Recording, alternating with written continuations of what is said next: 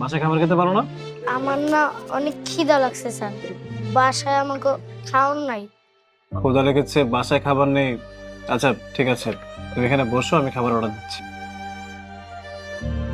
এই ওয়েটার, এখানে একটা খাবার দিও তো।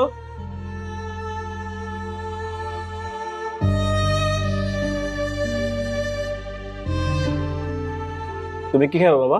ভাতের সাথে কি খাবে বলো? শুধু ভাত। শুধু ভাত দিয়ে কেউ খায়? ভাতের সাথে তরকারি খেতে হয়। তুমি বলো কি তরকারি খাবে। ভয় পাওয়ার কিচ্ছু নেই, আমাকে বলো তুমি কি খেতে চাও। মুরগির মাংস। মুরগির মাংস? এটা মুরগির মাংস নিয়ে আসো।